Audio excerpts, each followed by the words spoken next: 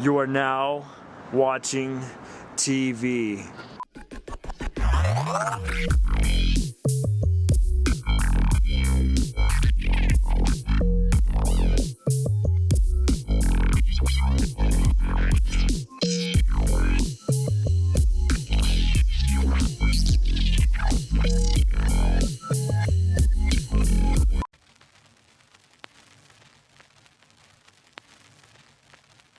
My name is Anthony Ruptak, and this song is called Clementines.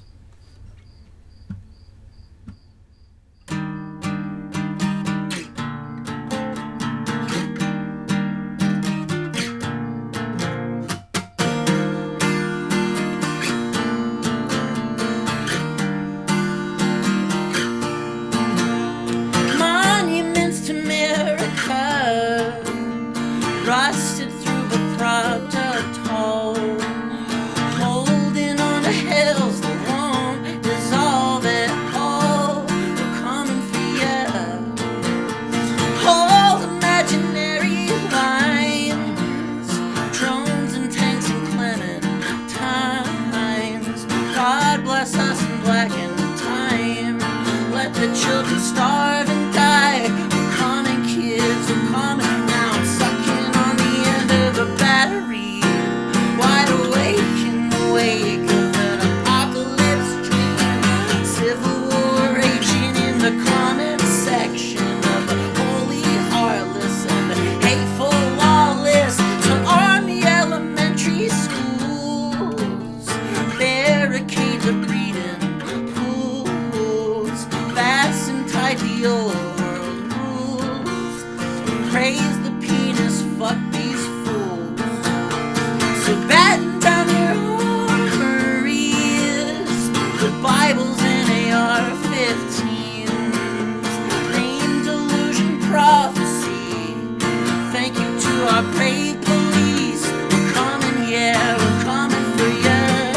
Oh, I'm in hell, and everyone around really seems to love the heat, and I can't tell if anybody needs what anybody needs.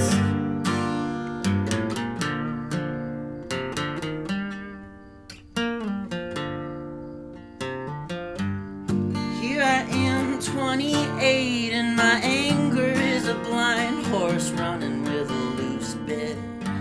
Where white men don't capitulate over gestation games and oil trades, when my God is a woman. No more time for saving face or saying grace or laying waste to scientific progress. Abandoning the masquerade, I'll trade my family for a future on this old expiring planet.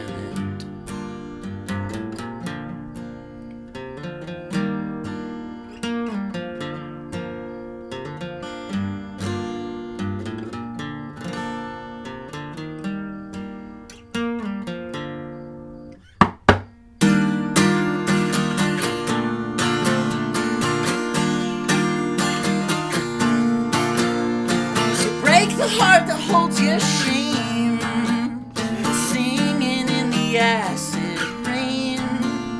Kill their love and scare them straight. We're coming for ya, we're coming for ya.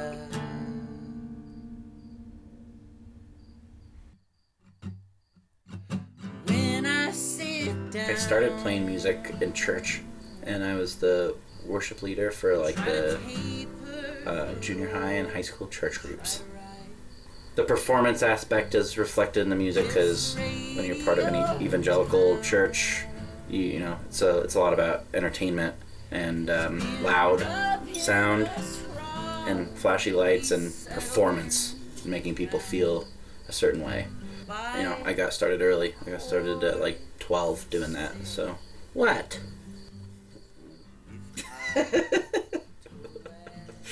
I think if there's a through line or a theme, it is my evolution as a person. There's always redemption and hope and kind of like a call to action after all of the negative shit. the woods are a common through line as well, and the contrast between nature and the industrial world. There's a lot of nature that is defeated by the industrial world, and there's a lot of modern things that can be depleted by the presence of nature and like wild animals and pure life. The evolution from when I started to now, I definitely I escaped the thesaurus and stopped trying to sound like a poet, and I've started write a lot less about like my childhood and where I grew up, and focus more on present issues that I'm trying to affect changes in with my little tiny platform.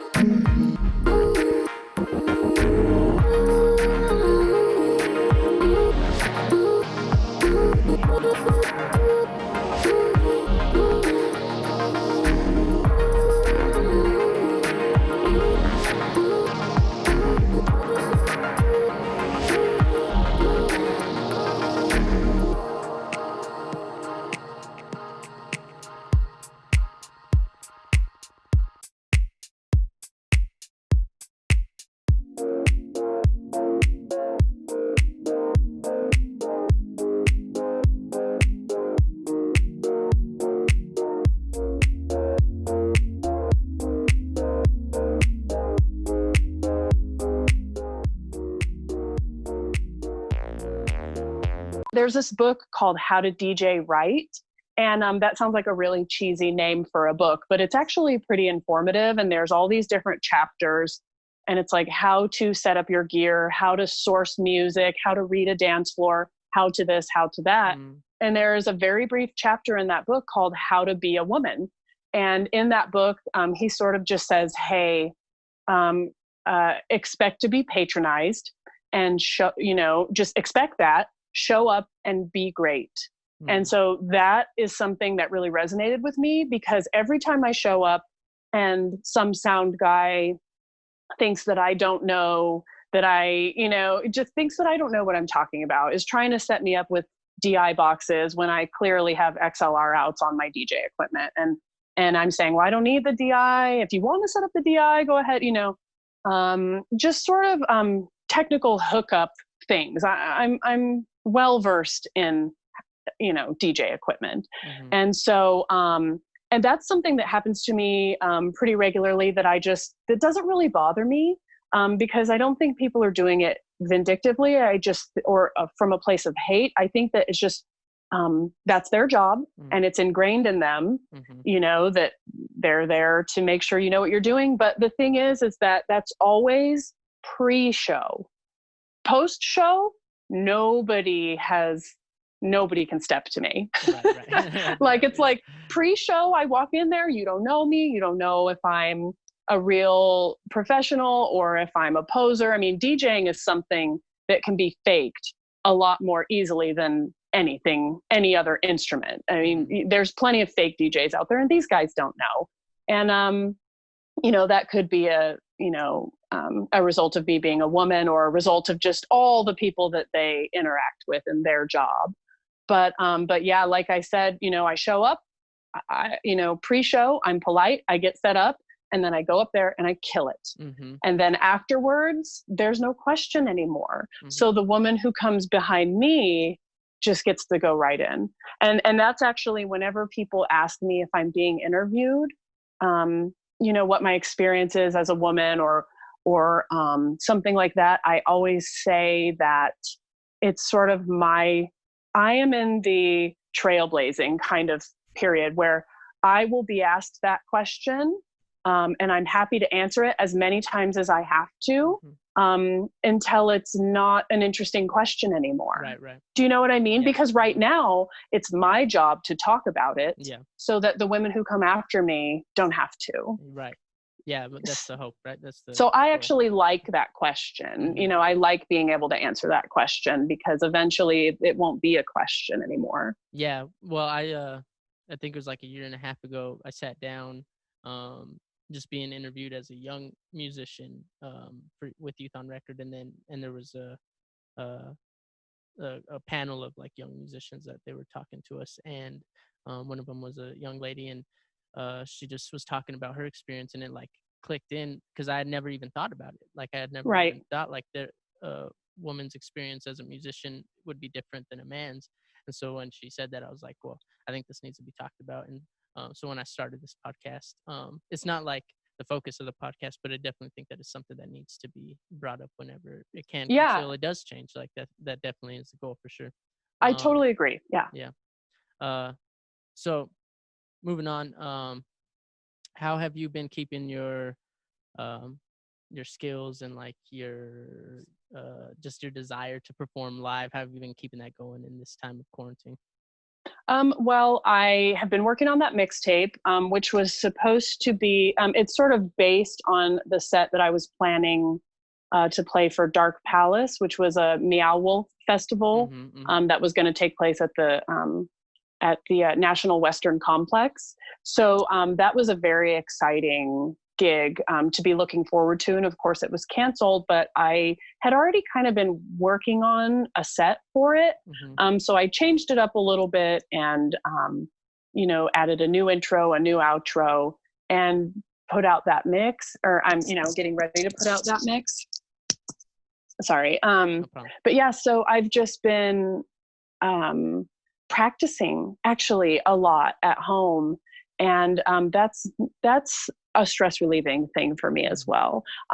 Keeping my skills up is a nice bonus, but playing music is the most stress relieving activity that I have in my life. So it's the natural thing that I would turn to in a stressful period where I had a bunch of free time all of a sudden. Yeah. I also did do a live stream for the Mother Funk Instagram, which is a few girls running a production company, and they're just big fans of dance music and of fun parties, and they're just kind of fun women. And so I did an hour stream on their Instagram and had a really good time, had a blast. It was super fun. Yeah. Awesome. Speaking about music helping with stress, I found a couple quotes, one from Aretha Franklin saying, music does a lot of things for a lot of people. It's transporting for sure. It can take you right back, years back, to the very moment certain things happened in your life. It's uplifting, encouraging, it's strengthening. And the well-known psychiatrist, Dr. Carl Jung, said music should be an essential part of every analysis. And I bring this up because you talk a little bit about your mental health and just like trying to keep it balanced and your struggles with it. And so how does music help with, well, you already said like it helps relieve stress, but how does it help in other ways? Well, I always kind of like make this one joke that when I'm really depressed, I listen to records, because no matter what, I will always get up to take the needle off the record. Okay. No matter how depressed I am, I will never let that needle touch that label. Yeah. And so it's like there's something about a tangible piece of music that you have to care for, that you have to attend to, that is good for depression or for anxiety, because it's very in the moment. You can throw a playlist on, and of course I curate playlists and listen to playlists, but you can throw a playlist on and it's a passive thing, and you can curl up and cry or die or starve or any of these things that you feel like doing when you don't feel so hot. But for me, I have this weird relationship with records where I will never not get up to change that record. I know that I will always get up to move the needle, to flip the record, to put the needle back on. And then when the needle travels all the way in, I will get up again to to take it off and to put it back in its sleeve and put it back in its little alphabetized place in my world. And it's just kind of, like I said, it keeps you very much in the moment, and just gets you up. Because sometimes when you're feeling depressed or just not feeling well in general, getting up is kind of the hard part. Once you're up and then you have some music on, and all of a sudden, you know, your body starts to loosen up, and you sort of, so I like records because they force me to get up and to interact with my world, and to, and then of course, once the music starts flowing, that does its job, you know, but you got to get to the music first before it can start to relieve you.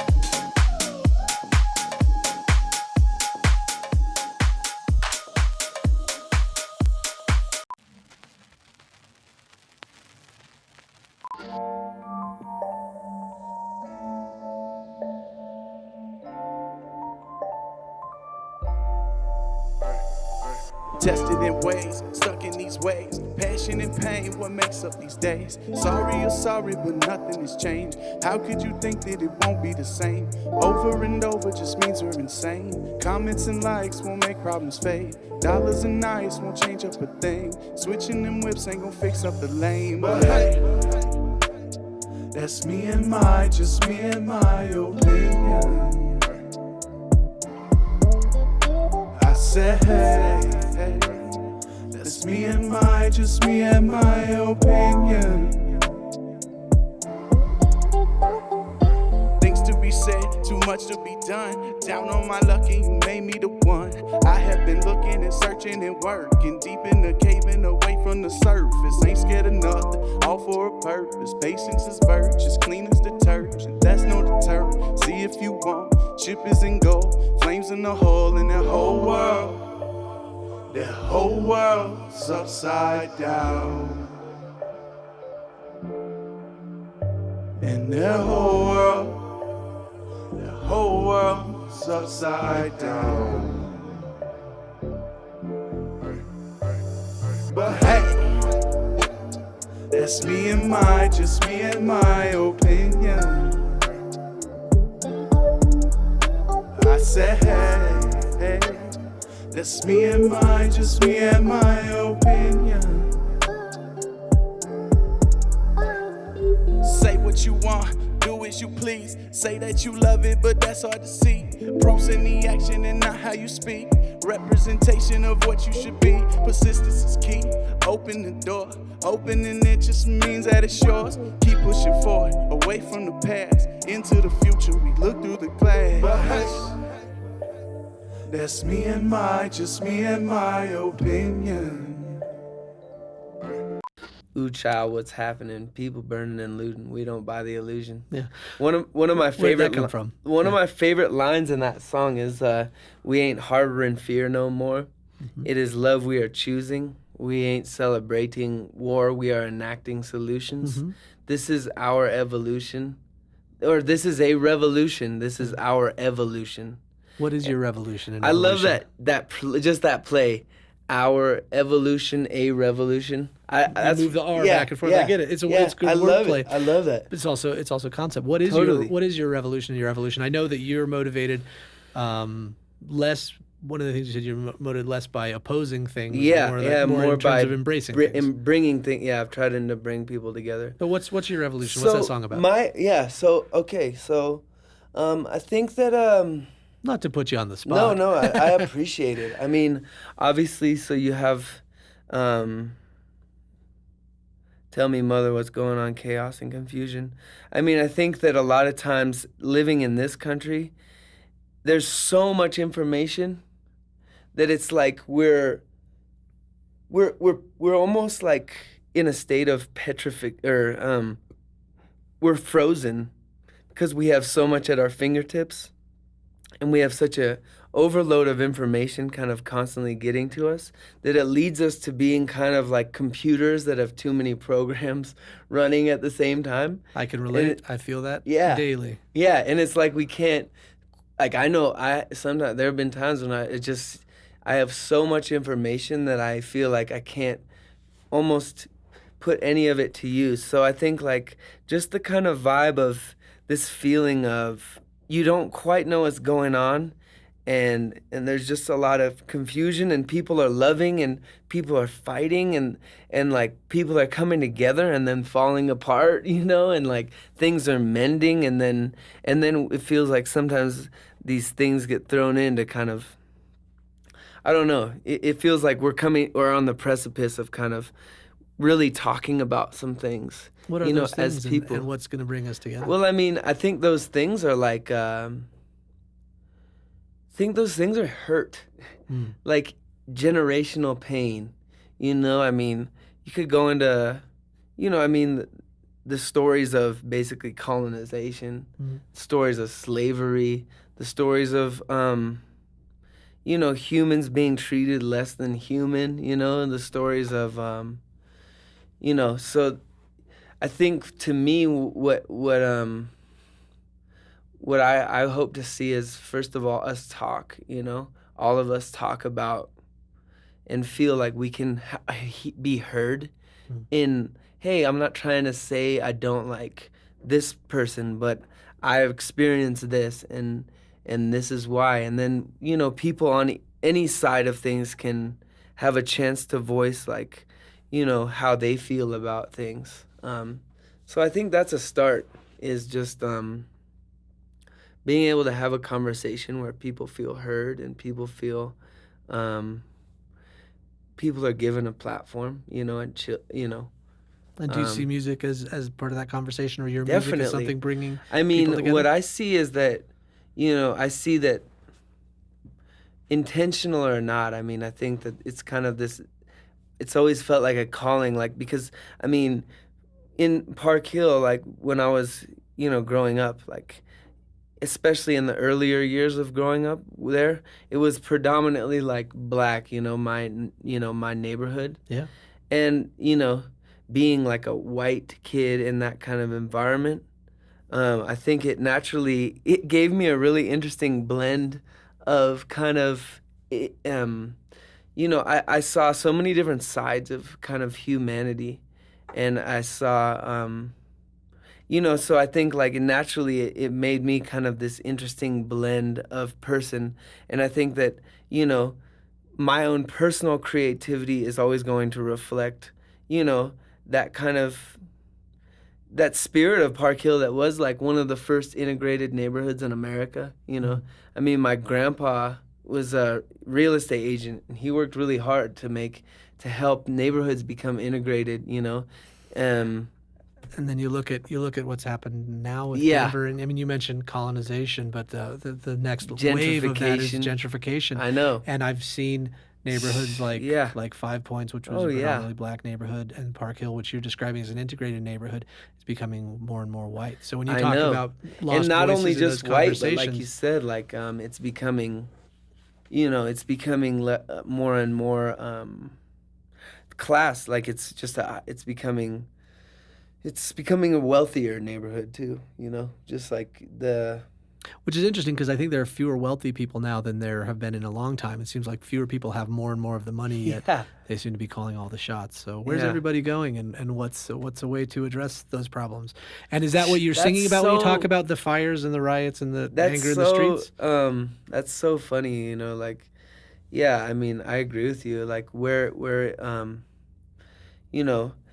mean, that's kind of what I'm talking about, is just kind of this overall, I mean, I think like naturally when you do art, you pick on the feelings. And I think like in this current time, in the time I've been growing up with, I've grown up with a lot of uncertainty, and kind of like people are angry and like they're frustrated, but it's almost like they don't know what to be frustrated about. They're just kind of tired of something, it's like, people are tired of being kind of lied to. Maybe we're tired of a system that's... I mean, I think some people have identified their targets.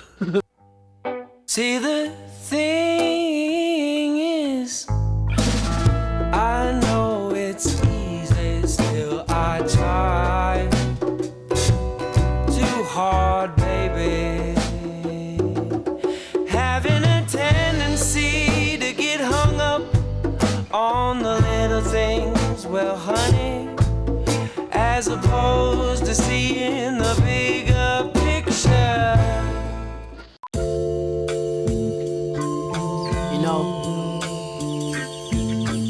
Sometimes you just gotta keep yourself separated. Let me keep this shit a whole buck with you, my dear. You ain't promised nothing cause I fucked with you this year. People come and go, ain't surprised if you're one of them. Cause I don't talk to no one, but apparently 100 friends running in my circle. But I've been jumping hurdles, guess they just confused cause my sport ain't commercial. My baby rubbed my back and said, they don't deserve you. They just jealous of you, that's why they wanna hurt you. I told her I agree, it's either that or they admire me. At least to hire me will have dealt with all of this priorly. The pressure keep on piling, and so I climb it. It's heat up in the kitchen, I've adapted to the climate. I keep my chakras in alignment. My mind stays open and my heart stays vibrant. This the type of timing only God can have. Trying to break you off a piece, you was gone with half. You stupid motherfucker, I just gotta laugh. I just gotta laugh. Cause this the type of timing only God can have. Trying to break you off a piece, you was gone with half. You stupid motherfucker, I just gotta laugh. I ain't a fan of large crowds since I'm seeing ticket sales. I tested your character and dog, you didn't fail. You passed with flying colors, I love you, I don't blame you. Your father and your mother probably ain't know how to raise you. Or maybe the world did you dirty as a kid, so you feel unworthy of the love I have to give. Either way, now you gone to my elation. You make the people sick, I think you need some isolation.